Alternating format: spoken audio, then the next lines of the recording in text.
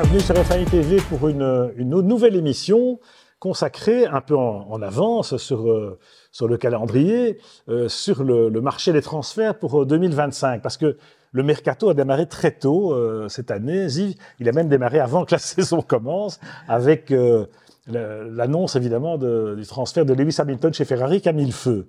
Alors, on n'a pas eu un seul changement de pilote entre 2022 et 2023, et puis là c'est parti pour un effet domino sans doute, et pour une belle partie de chaise musicale en 2025. Bah oui, qu'est-ce qu'on s'amuse, comme tu dis, Hamilton a mis le feu aux poudres, il passe chez Ferrari, c'est assez génial, bon, il arrive chez Ferrari, il aura 40 ans, il aura fort à faire avec ce jeune homme de Leclerc qui en aura 27, donc c'est un pari pour lui aussi, hein.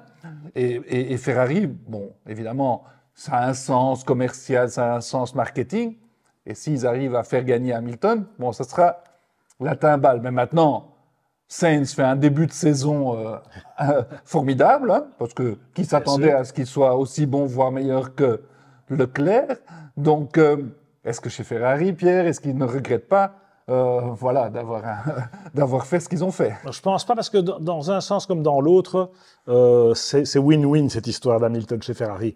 Alors Lewis chez Mercedes, il était quand même un peu en bout de course et il ne pouvait que perdre quelque part. La preuve, hein, il gagne plus depuis 2 ans, mais parvenir à gagner enfin de nouveau un Grand Prix avec Mercedes, bon, vu l'impasse dans laquelle Mercedes s'est un peu égarée, il avait tout intérêt à aller ailleurs pour finir sa carrière en beauté. Et c'est un peu le challenge ultime, hein, aller chez Ferrari. C'est le prestige, tous les grands champions sont passés par Ferrari.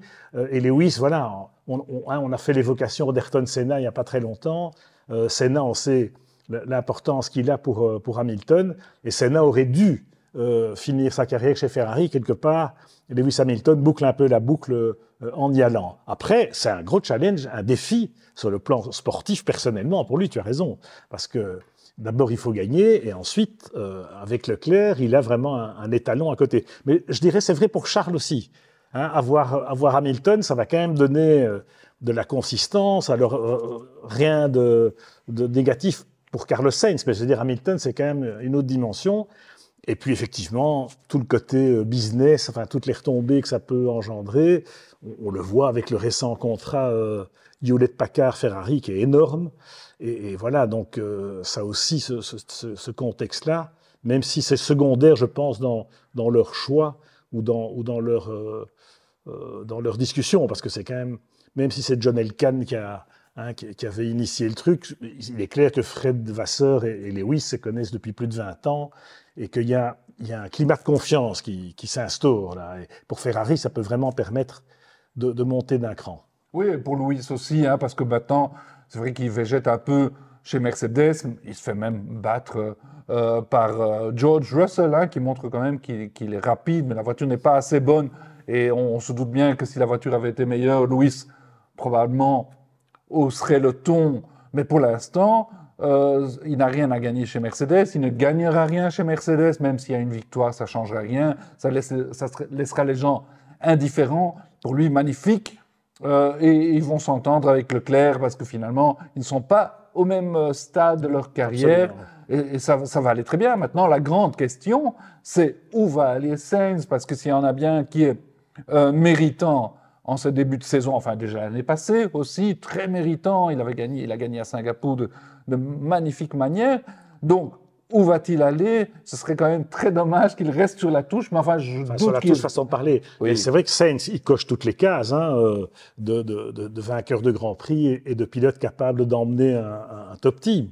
Sauf que le marché est ainsi fait que, voilà, il est un peu bloqué. Alors, avec Fernando Alonso qui a été confirmé chez Aston Martin sur le long terme, parce qu'on peut sortir Alonso du marché, il s'est vraiment engagé, sans doute aussi parce qu'il n'avait pas de perspective ou d'opportunité pour aller soit chez Mercedes, et encore, est-ce que ça vaut le coup par rapport à Aston? Mais certainement Red Bull ou Ferrari, forcément non. Donc, poursuivre l'aventure avec Aston Martin, Alonso a besoin un peu peut-être aussi de stabilité qu'il n'a pas toujours eu dans sa carrière. Et je crois que la perspective pour Fernando, c'est que il veut être là en 2025, en 2026 avec le nouveau règlement, parce qu'il se dit ça peut peut-être lui ramener une voiture gagnante entre les mains. Et puis si ça n'est pas le cas, il aura 45 ans quand même. Il y a encore des perspectives chez Aston Martin, parce qu'il y a un programme en WEC avec la Valkyrie. On sait que Fernando s'était beaucoup amusé en faisant le Mans avec Toyota. Et puis il y a aussi le remariage avec Honda, hein, après un divorce assez fracassant, on s'en souvient, mais qui peut aussi permettre d'autres aventures. Il avait fait Indianapolis avec Honda à l'époque. Pourquoi pas, voilà. Et puis bon, Fernando, il est tellement passionné, il peut peut-être courir jusqu'à 50 ans, oui, dans des disciplines parallèles. Et puis, il sera encore, il est tellement passionné qu'il sera encore présent dans la course d'une manière ou d'une autre. Donc voilà, ça ferme pas mal de portes. Et donc pour Sainz, alors soit Pérez n'est pas prolongé par Red Bull, mais en même temps, Pérez, il fait le job, et Max est tellement au-dessus du lot que chez Red Bull, ils ont peut-être pas besoin d'autre chose qu'un Pérez dans la deuxième voiture. Mais c'est vrai que Sainz, dans la deuxième Red Bull, ce serait spectaculaire, mais on sait qu'entre Sainz et Verstappen, à l'époque, chez Toro Rosso, ça s'était pas très bien passé. Donc, bon, il y a eu de l'eau sous les ponts depuis, mais bon, donc ça ferme pas mal de portes à Sainz. Oui, c'est un peu particulier parce que c'est vrai qu'on se dit Sainz chez Red Bull, ce serait pas mal. Mais d'un autre côté, Verstappen est dans un fauteuil. Pérez, il a terminé avec ses velléités de dire moi je serai champion du monde cette année. Non, il sait très bien qu'il ne sera pas champion du monde, qu'il est un excellent deuxième pilote. Seulement, il déçoit un peu, c'est-à-dire que c'est vrai qu'il sait de temps en temps gagner un Grand Prix quand Max a un problème. Mais il a 30 secondes. Mais il a 30 secondes. Quand Max n'a pas de problème. 40 secondes, enfin, il a des week-ends sans, il a des week-ends où il est pas mal. Mais bon, chez Red Bull, ils savent très bien que s'ils amènent Sainz, ils auront un gars qui va pas jouer les deuxièmes violons, qui va pas être d'accord de jouer les deuxièmes pilotes. Justement, excuse-moi, je t'interromps, mais à un bémol près, c'est que quid de Max? Oui. Parce que chez Red Bull, il faut pas oublier que maintenant, la guerre est froide, hein, c'est-à-dire qu'on est dans une phase de la guerre interne, de la guerre civile entre les Autrichiens et les Thaïlandais, qui est pour l'instant en dessous du radar. Mais la guerre fait rage, toujours. Les enjeux sont les mêmes. Et donc, il n'est pas exclu, que ce soit en 2025 ou peut-être en 2026, que Verstappen quitte le navire. Parce que Max, il est dans une position aujourd'hui, il peut tout faire, il peut tout se permettre, peu importe les contrats, etc. Même si c'est sûr qu'il y a beaucoup d'argent en jeu, mais ça se récupère d'une manière ou d'une autre. Et puis, les moteurs, hein, quid de Red Bull Powertrain en 2026, est-ce qu'ils auront toujours cette même dynamique la perspective d'aller chez Mercedes, parce que chez Mercedes, c'est clair qu'on lui ferait un tapis rouge. Bon, maintenant, Mercedes, il y a le plan B, qui est peut-être même un plan A comme Antonelli, c'est-à-dire rouler jeunesse, quoi. Parce que ça aussi, ce serait bien, ça dynamiserait un peu le marché. Oui, pour Max, évidemment, c'est tentant de se dire, je vais passer chez Mercedes, parce que maintenant, il déroule les victoires, hein, chez Red Bull, et dans le fond, ça laisse tout le monde indifférent. Il va gagner un 4e titre, encore autant de victoires, il va battre 1001 records. Tout le monde trouve ça ennuyeux, y compris lui. Un peu comme Lewis chez Mercedes. Ouais. Par contre, si il rabat les cartes et il se dit, tiens, je vais chez Mercedes, qui sont nulle part, si j'arrive à les faire gagner, voilà. C'est un challenge extraordinaire, il n'a rien à perdre. Comme Michael Schumacher à l'époque de Benetton passé chez Ferrari, quoi. Oui. C'était voilà. Une remise en question. Et Toto Wolff en rêve jour et nuit depuis le temps où il a raté Max en Formule 3 quand Helmut Marko a mis le grappin dessus. Maintenant, Toto essaye de faire la même chose avec le Kimi Antonelli, qui est un jeune gars qui est en Formule 2, ils l'ont propulsé en Formule 2 en se disant, tiens, là on a le nouveau Max Verstappen, et on va l'amener en Formule 1. Maintenant, est-ce que l'amener en Formule 1 en 2025, c'est pas un peu tôt? Est-ce qu'il va pas se brûler les ailes? Parce qu'un Max Verstappen, on n'en trouve pas tous les jours. C'est vrai qu'on dit beaucoup de bien d'Antonelli, mais moi, j'aimerais bien maintenant le voir faire des podiums, des victoires en Formule 2, avant de décider de le faire passer en Formule 1. Il a toujours pas l'âge du permis, hein. Antonelli, il n'a que 17 ans. Comme Max à l'époque. Comme Max à l'époque. Alors, c'est vrai que Antonelli... en Formule 2, pour l'instant, c'est pas encore ça, mais bon, il a fait le gap hein, Ah ouais. de la FRECA vers la F2 directement. C'est très intéressant. On va voir dans les semaines, les mois qui viennent. Je pense que s'il gagne des courses en Formule 2, s'il montre qu'il est au niveau d'un Oliver Bearman, par exemple, eh bien, Toto va plus beaucoup hésiter. Parce que sinon, il faut trouver quelqu'un qui fasse un peu le bouche-trou pendant 1 an, voire 2, s'ils mettent Antonelli chez Williams. Je ne vois pas très bien un Sainz se contenter d'1 an de contrat, alors que finalement la seule alternative ou perspective pour Carlos Sainz, au-delà de tout ça, ben c'est Audi évidemment. Hein, c'est Sauber et Audi où là on lui fait un contrat de 3 ans avec un salaire mirobolant et avec carte blanche pour voilà, mouler l'équipe à son image. Mais il y a beaucoup de boulot. Bon, il y a le père Sainz dans les coulisses. Mais bon, Audi, c'est repartir un peu à zéro pour Carlos Sainz sans la garantie de retrouver le chemin de la victoire de sitôt en tout cas. Mais bon, il n'aura peut-être pas d'autre choix. Oui, c'est un peu... Pour lui, Audi, c'est un peu trop tôt. Parce que qu'est-ce qu'il va faire en 2025 chez Steak, Sauber, en vert, avec une voiture truc mûche. Voilà, ça n'a aucun sens pour lui qui est un top pilote. Après 2026, Audi arrive effectivement, mais qui dit qu'ils seront devant? Ils seront probablement pas devant. Toutes les écuries ont eu besoin de 3, 4, voire 5 ans avant d'émerger. Audi, ça sera la même chose. Donc, Sainz n'a pas le temps. Donc, il faut qu'il trouve soit Red Bull, soit Mercedes.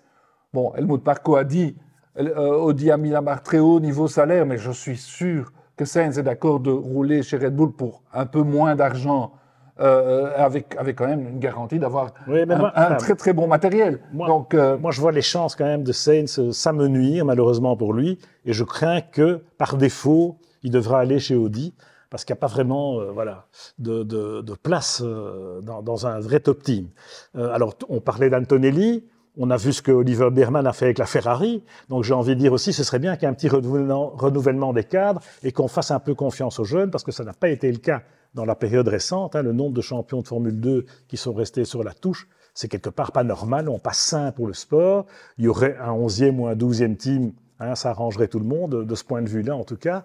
Mais on sait que le marché est fermé de l'intérieur, là aussi. D'autant plus que les pilotes ont tendance à rouler jusqu'à 40 ans, voire 45 ans. Alors, il n'y a pas de place qui se libère. Alors bon, c'est vrai que Bearman, bon, dans les pilotes de Formule 2, on en a vu qui sont partis aux États-Unis faire des choix de carrière, comme Callum Ilott, Marcus Armstrong, Christian Lundgaard en IndyCar, et Théo Pourchaire récemment. Donc, c'est la preuve qu'il y a aussi peut-être... Alors, c'est pas la F1, mais c'est une alternative pour eux, parce que si en F1 le marché est fermé, ils n'ont pas vraiment le choix. On va voir si Bearman ira chez Haas l'an prochain, ce qui est probable, puisque Hülkenberg devrait, lui, aller chez Sauber / Audi. Et puis, bon, il reste nos amis français chez Alpine, hein, oui.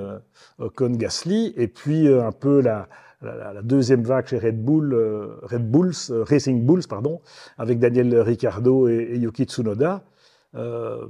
Voilà, les Français, on peut s'interroger de leur perspective. Oui, c'est un peu embêtant, hein, parce que bon, Alpine prend l'eau, on en a parlé dans l'émission précédente. C'est très triste parce que bon, ce sont 2 pilotes très valables, on oublie rapidement, on oublie vite, hein, mais ils ont chacun quand même gagné un Grand Prix, ça va faire des podiums, ils se valent. Alors maintenant, ils ont quand même intérêt à regarder à gauche ou à droite. On murmure que Andreas Seidl pour Audi se dit tiens, si je ne peux pas avoir Sainz, peut-être qu'un des 2 Français ferait l'affaire.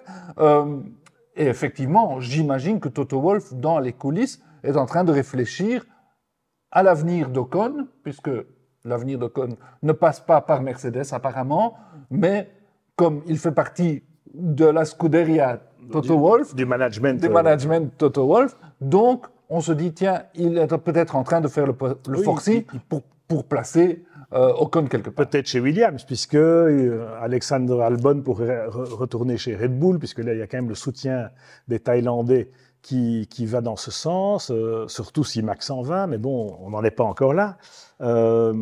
Et puis bon, voilà, Ocon, il est plus dans cette mouvance-là. Gasly, donc, la perspective Audi, pourquoi pas, même si ça reste à prouver. Hein. Puis il y a aussi la possibilité de rester chez Alpine. Enfin, Alpine, comme tu dis, prend l'eau et on ne voit pas très bien comment ils vont refaire surface, en tout cas pas de sitôt.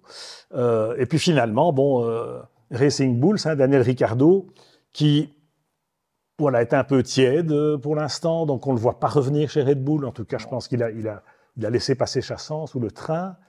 Et il y a Liam Lawson qui est là et qui devrait prendre la suite. Et par contre, Yuki Tsunoda, avec Honda, c'est vrai que lui pourrait peut-être atterrir chez Aston Martin, en tout cas pour 2026, parce qu'il y a un moment où le père Stroll va peut-être se demander ce que son fils fait là, finalement. Oui, c'est vrai que le fils Stroll, bon, de temps en temps, comme on dit, il a des flashes of brilliance. De temps en temps, il fait une bonne performance, mais 3 bons Grands Prix par année sur 24, ce n'est certainement pas suffisant. Il n'arrête pas de faire des bourdes. Souvent, on se demande ce qu'il fait là, surtout par rapport à Alonso, mais on se souvient, par rapport à Vettel, par rapport à Massa, il s'est toujours fait battre.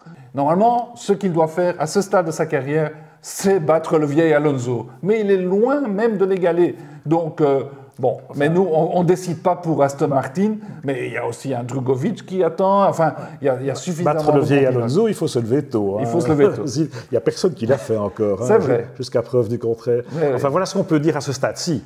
Hein, le mercato, il est ouvert. On va certainement refaire une émission pendant l'été parce que les choses vont bouger incessamment sous peu, peut-être même avant que cette émission soit en ligne. Mais pour l'instant, je pense qu'il est urgent d'attendre et voir un peu comment ça évolue à gauche et à droite et voir vers où ça nous mène.